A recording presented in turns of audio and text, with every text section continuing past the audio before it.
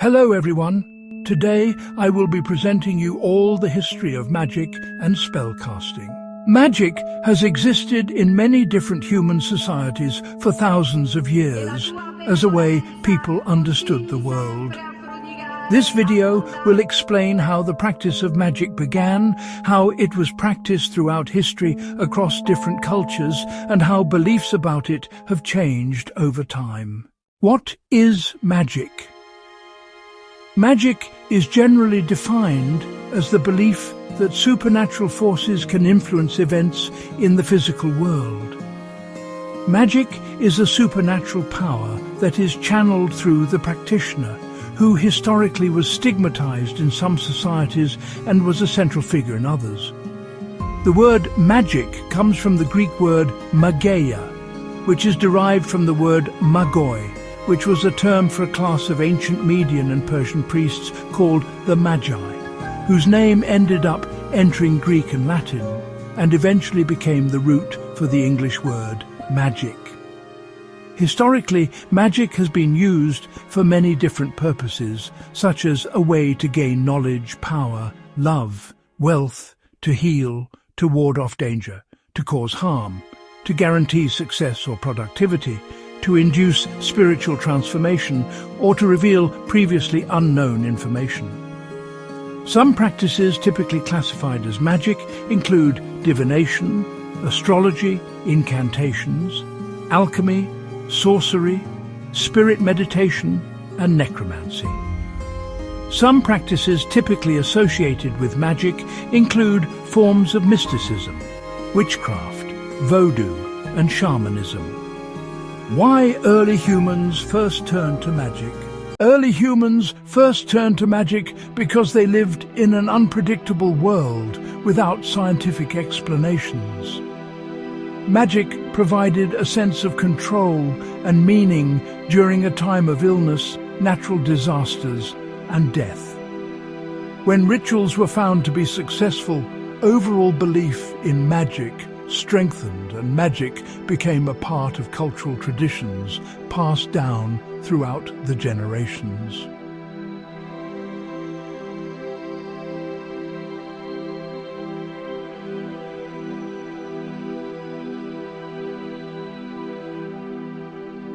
Prehistory and early humans. One of the earliest forms of magic was shamanism, which is a practice where practitioners known as shamans communicate with spirits through rituals, music, and symbolic actions. The shaman was a person believed to achieve various supernatural powers through trance or religious experience. Shamans were typically thought to have the ability to heal the sick, to communicate with the other world, and the ability to guide the souls of the dead to that other world. The term shamanism comes from the Manchu word saman, which is a noun that is formed from the verb sa, which means to know, making a shaman etymologically considered a person who is one who knows. Archaeological evidence, including cave art and burial practices, suggest that many prehistoric societies believed strongly in spiritual and supernatural forces such as shamanism or magic as a whole. Ancient Mesopotamia. In ancient Mesopotamia, magic was not considered separate from medicine or religion. Instead, magic was considered a part of medicine and religion and essential to daily life. The ancient Mesopotamians used spells, incantations, and magical rituals as a part of everyday life to explain natural events, heal illness, combat harmful spirits, and protect objects and people from danger. The earliest written magical texts come from ancient Mesopotamia from around 3000 BCE, before Common Era. As Mesopotamian priests recorded incantations on clay tablets to treat illnesses and to protect people from harmful spirits. In addition to texts and ritual practices, ancient Mesopotamians also used objects that work independently or beside incantations, as images were believed to be capable of acting upon their own independent wills. so objects were also often used in rituals to perform magic to avoid many crises. Moreover, ancient Mesopotamians wore various adornments, such as small amulets, to protect people from demons and other malevolent forces, as the Mesopotamians believed that the human body was susceptible to harm by demons and other malevolent forces. These amulets would have been worn as a piece of portable protection against these malevolent entities and were designed to look like the entity whose powers the amulet was designed to deflect. Ancient Egypt. In ancient Egypt, magic was known as Heka, which was believed to be a divine force present at the creation of the world. The Egyptians believed that Heka accompanied the gods and was a personification of an aspect of the creator god, Re-Atum. But it could also be given to ordinary people to use. Magic, or Heka, was used for protection, healing, religious rituals, and burial practices. Magic was also used in texts such as the Book of the Dead, which was an important collection of spells placed in tombs to help guide and protect the deceased in the afterlife. Ancient Greece. In ancient Greece, magic existed alongside religion and philosophy, but it was often viewed as a separate practice that interacted with both. While religion focused on honoring the gods and philosophy sought rational explanations for the world, magic was commonly used to influence events directly. Greek mythology frequently portrayed magic through powerful figures such as Circe and Medea, who were depicted as skilled spellcasters capable of transformation, healing, and manipulation. These stories reflected both fascination with and fear of magical power. Magic was also part of everyday Greek life. Ordinary people used charms, curse tablets, and amulets to seek protection, attract love, gain justice, or harm enemies. However, Greek philosophers debated whether magic was dangerous or deceptive, worrying that it could be used to manipulate others or disrupt social order. Ancient Rome. Ancient Roman magic was strongly influenced by Greek traditions, but it was more practical and focused on achieving specific results. Romans used magic to improve health, gain love, protect property, and to seek revenge against enemies. Magic was commonly practiced through spells, curse tablets, amulets, and rituals. Curse tablets were often written on lead and buried in graves or wells to call upon supernatural forces. These practices were widespread and used by people from many social classes. Although magic was popular, Roman authorities sometimes viewed it as a threat. The Roman state tolerated harmless or protective magic, but banned magic used for political harm, fraud, or coercion. As a result, Roman magic existed in a space where it was both common and controversial. Early Middle Ages and folk magic. In the early Middle Ages, magic continued to be an important part of everyday life, especially among ordinary people. Many magical practices were passed down through folk traditions and were used to cope with illness, danger, and uncertainty. People commonly used charms, amulets, prayers, and healing rituals to protect themselves from disease, bad luck, and evil spirits. These practices were often considered practical and focused on daily concerns such as health, farming, childbirth, and safety. As Christianity spread across Europe, magical beliefs did not disappear. Instead, many forms of folk magic blended with Christian practices.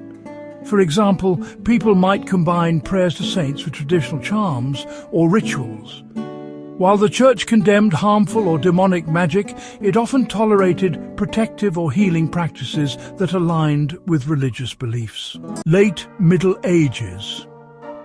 During the late Middle Ages, beliefs about magic began to change significantly.